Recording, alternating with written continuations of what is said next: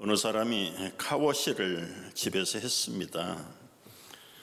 앞에 유리를 이제 다 닦고 운전석에 앉아 보니까 유리창이 얼룩얼룩해요. 열심히 닦았는데 잘못됐나 싶어가지고 다시 나가서 스프레이를 뿌리고 닦았는데도 그 얼룩이 가시질 않는 거예요. 이거 봐라.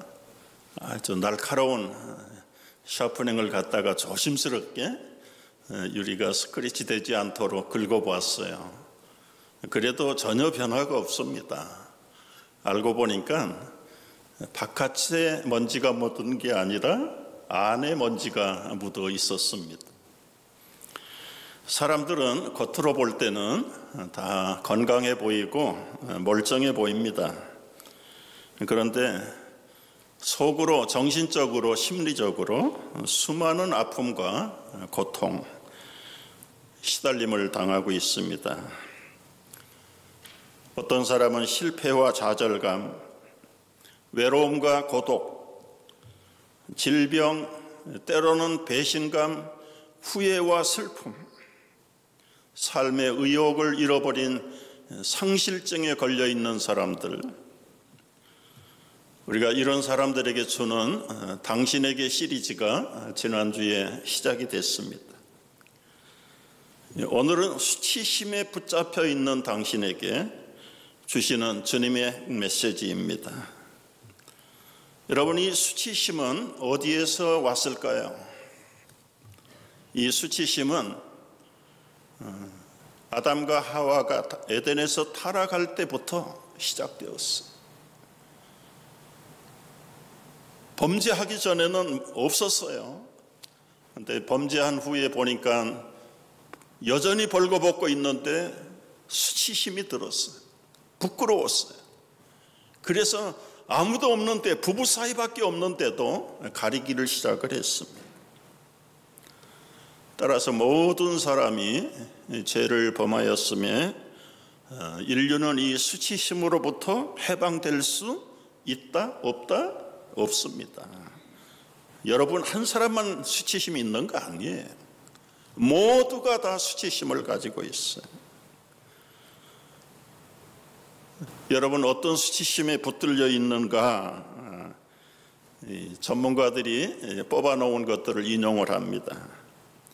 내게 부끄러움의 증상, 수치심의 증상이 있는가 없는가 몇 가지를 보면은 알 수가 있다. 사람을 만났을 때 긴장감이 일어난다.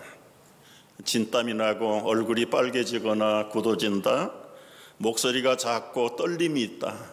사람 만나는 것이 싫어지고 혼자가 있는 게 편하다. 사회적인 관계를 피하고 싶다. 미혼자들은 연애하는 게 어려워요. 타인의 칭찬을 받아들이지 못해요. 나 같은 것이 무슨 칭찬식이나, 나를 몰라서 그렇지. 눈을 마주치는 것도 어렵고 자기 비난이 너무 심해요. 사회적인 관계, 모임에 나가는 걸 싫어해요.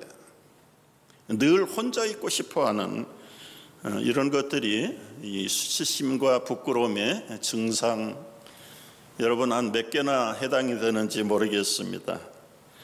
오늘 본문에 이런 조건을 다 가진 마태를 예수님이 부르시는 내용입니다. 여러분 1세기의 세리, 마태는 세리였어요. 그 1세기의 세리는 어떤 사람이었는가, 아주 맥스 루케이도 목사님이 재밌게 표현을 해서 제가 그대로 인용을 해봐요. 회사 돈을 상습적으로 훔쳐먹는 탐욕스러운 기업의 간부 플러스 사기꾼 부흥사 플러스 약자를 등쳐먹는 악랄한 변호사, 거기다가 무차별 총기를 난사하는 테러리스트, 거기다가 포주에 죽어가는 양심, 거기다가 포도주를 쏟는 것처럼 마약 밀매업자의 윤리의식을 가진 사람이 바로 1세기 예수님 때의 세리들의 모습이었다. 얼마나 놀라운 일인가요? 이 모든 악명을 끌어안고 사는 사람이 마태였어요. 또 한 사람 삭개오도 그 당시에 세리였어요. 아마 어떤 면에서는 마태보다 세리가 더 열심히 끌어모아가지고 여리고 세무서의 서장이 될 만큼 최선을 다했던 사람입니다.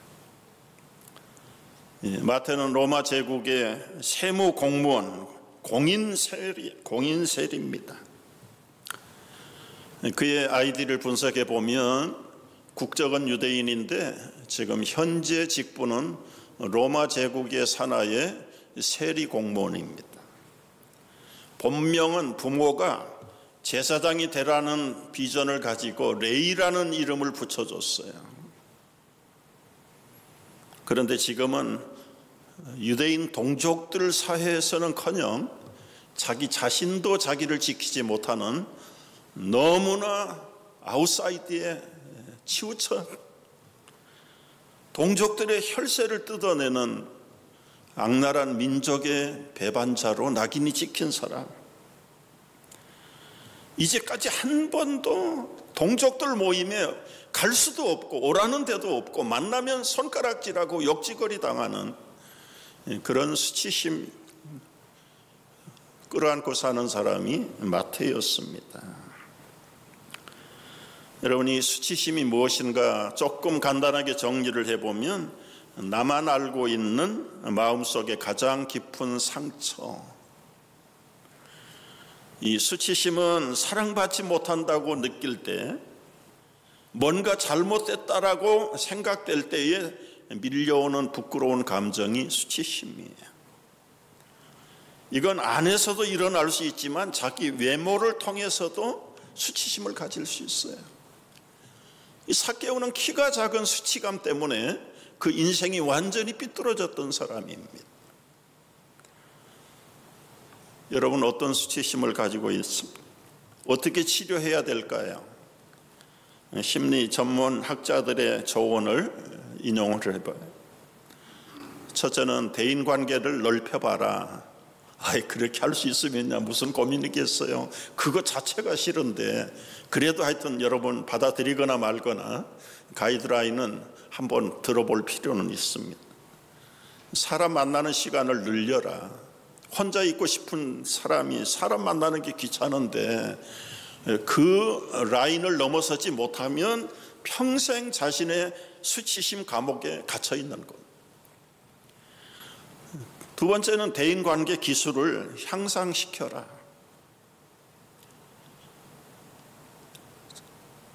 찾아가지 못하면 불러요. 네. 그 정도면 고민할 필요가 없겠지요. 그게 안 되니까 문제지. 근데 문제는 세 번째, 자존감을 높여야 돼. 내가 어떤 사람인가? 그리고 남들이 갖지 못한, 나만이 가지고 있는 좋은 점들을 집중적으로 주목해 볼 필요가 있어. 그래서 자신의 감정, 불안감을 조절하는 내적인 훈련이 필요하다. 따라서 친구들 동참 모임을 만들어 보는 거야. 그전에는 오라고 하는데도 가기가 싫은데, 갈 수가 없는데 내가 큰 용기를 내서 한번 모임을 주선해 볼 필요가 있어. 그래도 안 되거든 상담을 받으라. 이 전문가들은 마지막에 우리가 해야 될 소리를 결론처럼 얘기해요. 신앙활동을 해라. 봉사에 참여해라. 우리 교회 직분을 가지신 분들도 여기에 해당하지 못하는 분들이 가끔 눈에 띕니다. 문제는 다 좋아요. 그런데 그림의 떡입니다. 이게 하나라도 도전할 수 있는 사람이라면 얼마든지 수치심으로부터 자유할 수 있어요.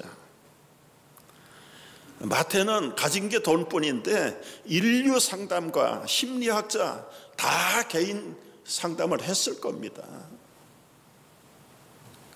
그런데도 전혀 변화가 일어나지 않았어요. 교양 강좌도 많이 들었고 사사도 많이 받았을 겁니다.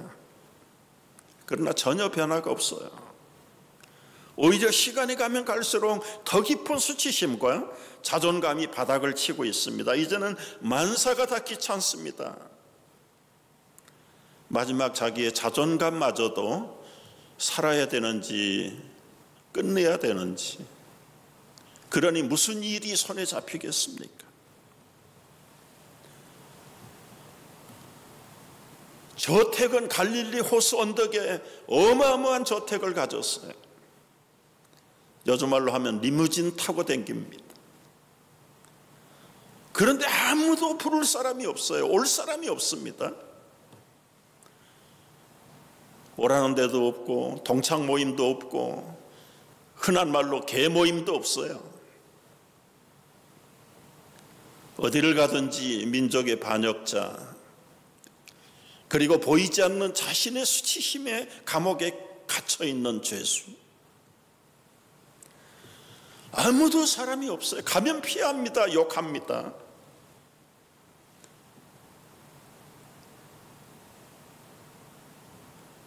바로 이때 9절 말씀에 보니까 예수께서 그곳을 떠나 지나가시다가 마태라는 사람이 세간에 앉아있는 것을 보시니, 여러분이 앉아있다는 말의 원어를 풀어보면 맥이 풀린 거야. 맥이 풀려가지고 아무것도 의욕이 없고 자기 직무에 집중할 수 없는, 마지노선을 넘어버린 그런 심정이 예수님에게는 한눈에 알아볼 수 있다. 그런 마태를 향하여 나를 따르라 하시니 일어나 따르는데 마치 지남철이 쇠붙이를 끌어당기듯이, 쇠붙이가 지남철에 딸려가듯이 모든 것을 버리고 예수님을 따라 나섭니다. 억지로 부를 필요가 없었어요. 한마디 나를 따르라는 이야기에 진공청소기에 빨려 들어가듯이 이제는 세상에 돈보다 모든 자신의 야망보다는 그게 오히려 걸림이고 그게 귀찮아서 예수님이 불려주시는 그 말, 뒤도 돌아다보지 않고 너무너무 기쁘고 반가워서 예수님을 집으로 모셔다가 음식을 대접해요. 1대1로 앉아가지고 그동안 자기에게 쌓였던 모든 것들을 털어내기 시작합니다. 선생님, 이제 막상 내 삶을 정리하려고 하니까 사무실에 있는 동료들이 생각이 납니다. 그들도 하나같이 나처럼 술 친구들이었고 기준을 버리고 사는 사람들입니다. 새로 생긴 베드로, 요한 새 친구도 좋지만은 지금까지 함께 머리를 맞대고 살아온 세관의 동료들이 그리워질 것입니다. 예수님 말씀하세요. 마태야, 무슨 소리야? 그 사람들하고 누가 결별하라고 그랬어? 나는 오히려 그런 사람이 좋아. 지금 당장에 불러봐. 마태는 뜻밖에도 의기양양 힘을 얻어서 비상라인으로 그 친구들을 불러들이기 시작했습니다. 누가복음 5장 29절에 보면은 레위가 예수를 위하여 자기 집에서 잔치를 하니 세리와 다른 사람이 많이 함께 들이닥쳤어요. 갑자기 조용하던 저택에 붕붕 소리가 들립니다. 최고급 승용차들이 줄을 이어서 들어옵니다. 귀걸이를 한 사람, 무스를 잔뜩 바른 독특한 헤어스타일을 한 사람, 요란한 음악 소리가 쿵쿵거리면서 도착하는 최고급 오토바이 바이커도 있습니다. 마태는 새로운 친구들을 예수님에게 부지런히 소개하고 다른 친구 베드로, 요한도 소개하고 정신없이 왔다 갔다 하면서 기쁨이 최고로 업이 됐어.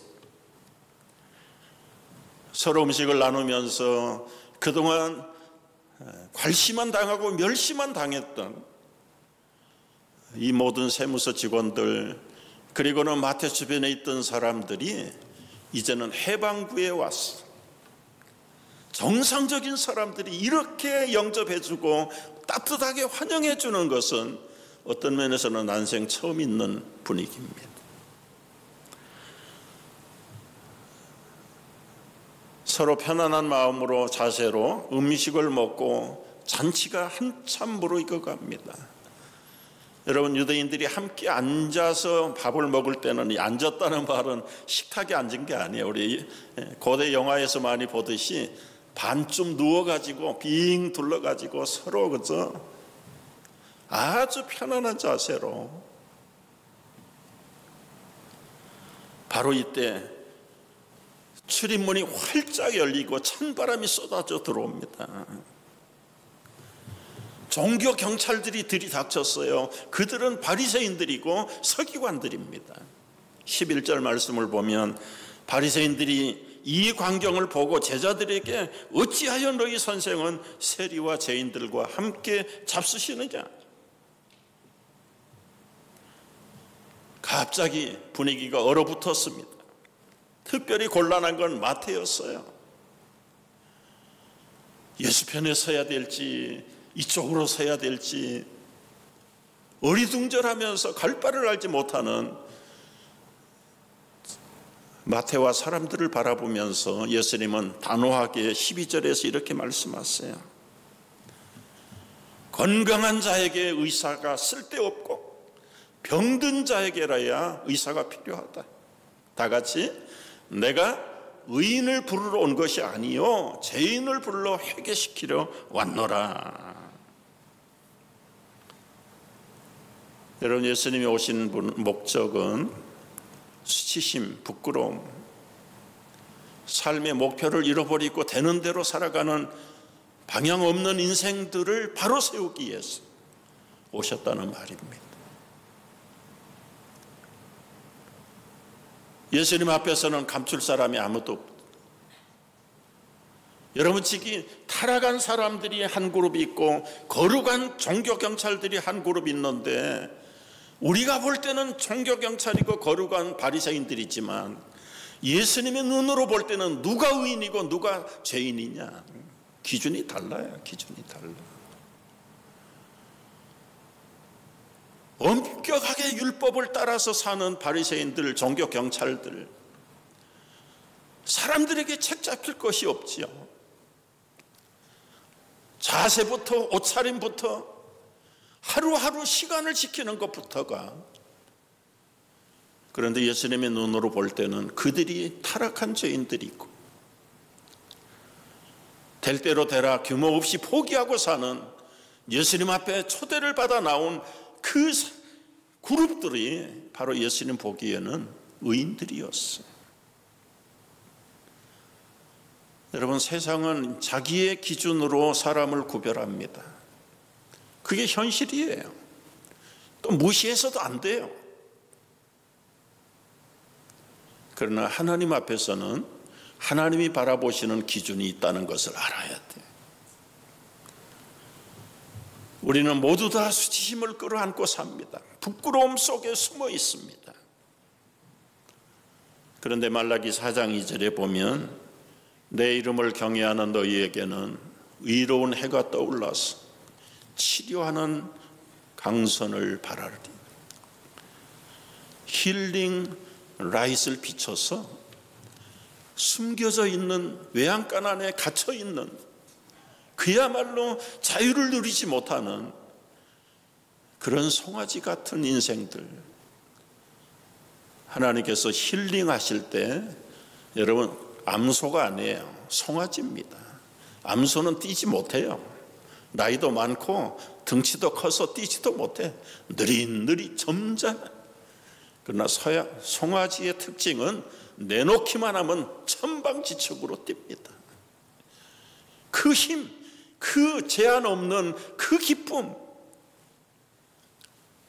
주님의 치료의 강선을 한 번 맛본 사람들은 외양간이 그를 가둘 수 없어요. 주위의 환경이, 사회의 따가운 눈총이 그들을 억누를 수가 없다고 말해요. 예수님은 마태의 그 수치심을 한 방에 고치셨습니다. 그런 마태가 변해서 이 거룩한 마태복음의 저자가 됐어. 저자가. 여러 해 전에 하와이 코나라는 곳에 이 목회자 DTS 프로그램에 2주간 참여를 한 적이 있습니다. 꽤 오래됐는데 그때 들었던 이 크리스라는 분의 간증이 늘 제 마음속에 잊혀지지 않습니다. 이분은 영국에서 태어난 사람입니다. 자기가 임신할 때 그 그림은 맨 나중에 띄워주세요.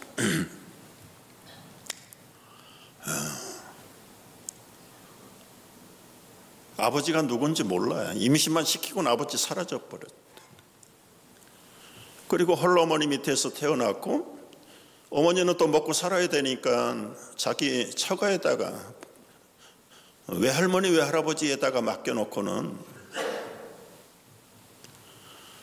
근데 이 할아버지는 너무 늙고 할머니도 아기를 길러본 적이 없잖아요. 이 할아버지는 젊어서 전쟁에 나가서 이 상처를 받아서 트라우마가 있어요. 사람들을 두려워해. 그러니까 이 어린아이를 동네 아이들하고 노는 걸 질색을 시켜서 언제나 혼자 놀게 하는데, 그 대신에 장난감이라는 장난감은 다 줘요.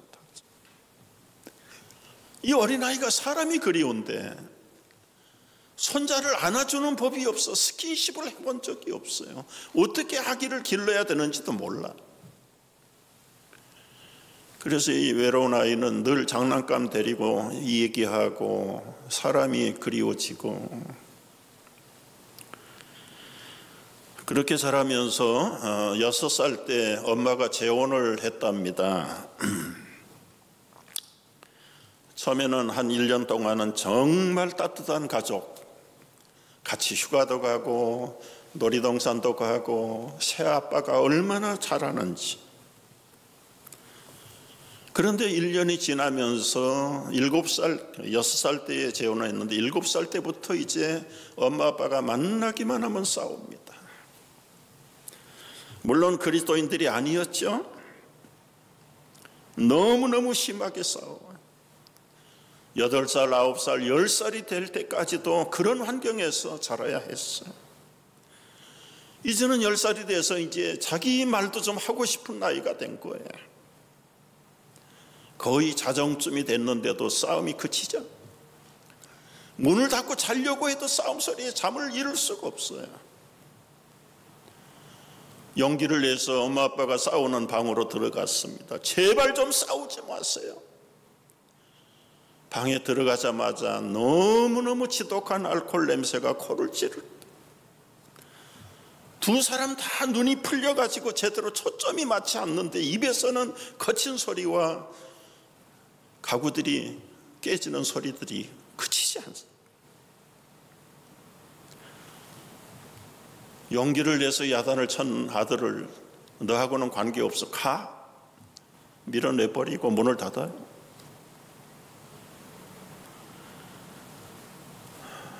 잠을 자려고 해도 잠을 잘 수가 없어서 베개로 자기 얼굴을 감싸고, 참 견디기 힘든 날을 12살쯤 중학교에 들어갔습니다. 추운 겨울날 학교에 정전이 됐어요. 히터가 고장이 났습니다. 너무 추우니까 학생들을 평소에보다 일찍 돌려보냈어요.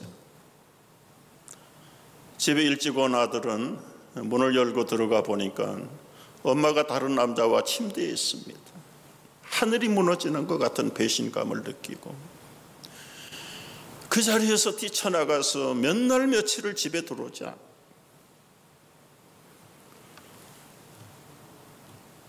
추위를 떨면서 웅크리고 기차에 떼어내릴까 해서 다리에 올라갔다.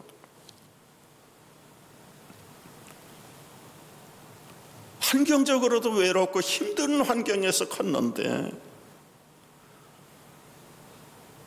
이제는 의지할 곳이 없는 거야. 마지막 품을 의지하던 엄마마저도 자식에게는 배신감을, 며칠을 굶고 추위에 떨다가 의지가 약해서 집으로 돌아가서 깊은 잠에 빠졌어. 하루 이틀을 잔 것 같다고 그래요. 자고 일어나서 제정신이 들어서 눈을 떠보니까 침대 시트에 자기의 머리가 완전히 다 빠져버렸다. 거울을 보는 자기, 아까 봤죠? 저희가 볼 때도 머리가 한 가락도 없을 정도. 이게 중학생 때 그렇게 돼버렸다. 중학생. 학교 가면 놀림감이 됐습니다. 수치가 앞섰습니다. 참다가 자기도 폭발. 이제 자기를 놀리는 친구들을 사정없이 폭행하고, 그 스트레스를 풀려고 럭비 클럽에 들어가서 게임을 하는데도 일부러 와일드하게 자기의 수치심과 부끄러움을 그렇게 대갚아 주는 겁니다. 그러면 스트레스가 풀릴까? 자기 수치심이 없어질까? 그러면 그럴수록 자기 자신에게 실망, 내가 이런 수치심을 끌어안고 일생에 좋은 일을 한 번도 보지 못하고 앞으로 살아가야 될 이유가 무엇일까? 나는 없다. 결정적으로 자기 존재감을 포기했어요. 자기 삶을 끝내려고 하는 그 즈음에 예수님의 복음을 접하게 됐습니다. 예수님을 만났어요. 특별히 예수님 복음서를 읽는 가운데 벌거벗고 십자가에 달리신 하나님의 아들을, 그때의 그리스는 내 머리카락 하나 없는 정도의 수치가 아니라 하나님의 아들 예수 그리스도가 만인들 앞에 실로라기 하나 걸치지 않고 십자가에 달려있는 그 수치심을 묵상하면서 가슴을 치고 바닥을 치면서 통곡하기 시작. 나의 작은 수치심하고는 비교할 수 없는 죄 없는 하나님의 아들이 왜 이렇게 천하의 수치를 당해야 했는가? 내 허물과 내 부끄러움과 내 약점을 감춰주시려고 대신 이 엄청난 수치를 당하신 예수님 앞에 깊이 빠져서 하루를 울고 한 달을 통곡을 했다고 합니다. 그때 우리에게 물었어요. 여러분, 통곡의 축복을 아십니까? 그렇게 통곡하고 나니까 자기 몸 안에서 도끼가 싹 빠져나가. 그리고는 새로운 마음이 솟아나기 시작하는데, 제일 먼저 미워하고 저주했던 어머니가 용서가 되고, 얼굴도 보지 못한 자기의 생부가 누군지 모르지만 이해가 되고 용서가 되고, 그렇게 싸우면서 학대했던 스테파도도 용서가 되고, 아이를 어떻게 기를지도 모르는 나이만 들은 할머니 할아버지도 용서가 되고, 다른 사람들이 만나면 자기가 먼저 이 대머리 궁금하시죠? 과거 이야기를 털어놓기 시작하고, 내가 이런 삶의 의욕에서 수치감에서 나는 이렇게 변했습니다. 형제님은 어떤 수치감이 있으신가요? 자매는 어떤 부끄러움에 갇혀 있습니까? 제가 만난 예수님을 만났어요. 그때부터 그의 삶의 목표가 수치당하신 그리스도를 전하는 거예요. 자기 고향에, 나중에는 영국 전역으로, 미국으로 여러분 크리스 해리슨 목사님 한번 쳐보세요. 몇 해 전에는 하영조 목사님 살아계실 때는요, 온누리 교회의 치유 목사로 한국에 와서 사역을 했어. 얼마나 자신만만한지. 여러분, 나는 이것이 은혜입니다. 나 보신탕 좋아합니다. 영국 사람이 여러분 보신탕 질색을 하시잖아요. 이 해리슨 목사님 이메일 주소가 보신탕, 지금도 왕성하게 나를 위해 수치를 당하신 예수님을 전하고 계세요. 히브리서 4장 15절을 좋아하는데 다 같이 읽어봅니다. 우리에게 있는 대제사장은 우리의 나감을 통정하지 못하실 자가 아니요 오직 모든 일에 우리와 똑같이 시험을 받으신 이로다. 죄는 없으시니라. 그러므로 우리는 긍휼하심을 받고 때를 따라 돕는 은혜를 얻기 위하여 은혜의 보좌 앞에 담대히 나갈 것이니라. 때를 따라 돕는 은혜를 얻기 위해서 여러분이 어떤 상황에 어떤 수치감과 부끄러움이 여러분을 올가맬지라도 담대하게 끊어버리고 은혜의 보좌 앞에 나아가는 것만이 우리를 원래 창조하시고 기대하셨던 하나님의 형상을 회복하는 지름길이 될 것입니다.